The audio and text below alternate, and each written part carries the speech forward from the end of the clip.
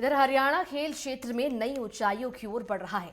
राज्य में अब 3 राज्य स्तरीय खेल परिसर, 21 जिला स्तरीय स्टेडियम और 245 ग्राम स्टेडियम विकसित हो चुके हैं। और यही वजह है कि हरियाणा की जनता नायब सरकार को पसंद करती है, उन पर विश्वास भी करती है। इस रिपोर्ट में देखिए।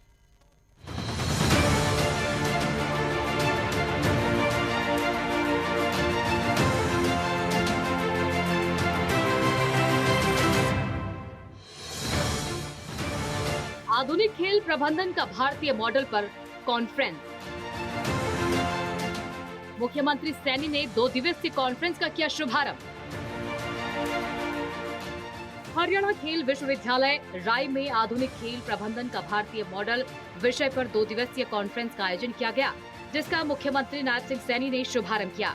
इस दौरान उन्होंने कहा कि खेल आज केवल खिलाड़ियों तक सीमित विषय नहीं रह गया, बल्कि ये एक विशाल रोजगार, नवाचार और विज्ञान आधारित क्षेत्र बन चुका है।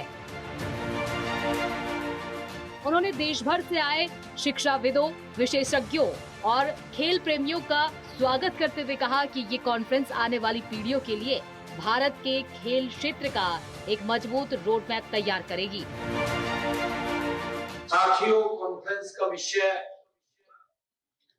बड़ा ही ये प्रासंगिक है। यह हमारी आने वाली पीढ़ियों के लिए खेल क्षेत्र में एक रोड मैप हम यहां 2 दिन बैठ करके वो तैयार कर रहे हैं। साथियों, आप सब जानते हैं कि देश के यशस्वी प्रधानमंत्री आदरणीय नरेंद्र मोदी जी ने वर्ष 2047 का भारत को विकसित राष्ट्र बनाने का संकल्प लिया है और इसमें खेलों की भूमिका भी बड़ी महत्वपूर्ण है। साथियों, यह कॉन्फ्रेंस हरियाणा की उस धरा पर हो रही है जिसने खेल के क्षेत्र में भारत को विश्व स्तर पर पहचान दिलाई है। ये हम सब के लिए बड़ी गर्व की बात है।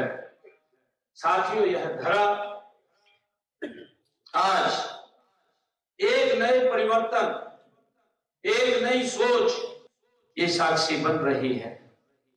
हमारे खिलाड़ियों ने अंतर्राष्ट्रीय खेल प्रतियोगिताओं में पदक जीत करके देश का नाम रोशन किया है। मैं इसके लिए आप सबको बधाई देता हूं। साथियों, अब उनकी प्रतिभा और परिश्रम के साथ वैज्ञानिक प्रबंधन भी जुड़ जाएगा, क्योंकि हम 2 दिन यहां बैठ करके चर्चा विचार अलग अलग सत्र में करने वाले हैं, तो परिणाम बेहतर ही होंगे। आने वाले समय के अंदर और अच्छे परिणाम आएंगे। मुझे विश्वास है कि हमारे खिलाड़ी जब 2026 के राष्ट्रमंडल के खेलों में और 2028 के ओलंपिक में पदक तालिका में सबसे ऊपर नजर आएंगे, जो हमारे माननीय अध्यक्ष की बात कह रहे हैं कि हमारे खिलाड़ियों की पदकों की लिस्ट लंबी होनी चाहिए। मुझे पूरा विश्वास है कि आप लोग जिस तन्मय से मेहनत करते हैं और जो मेडल्स आप लेकर के आते हैं, तो इन राष्ट्रमंडल खेलों में भी हमारी लिस्ट बहुत बड़ी होगी।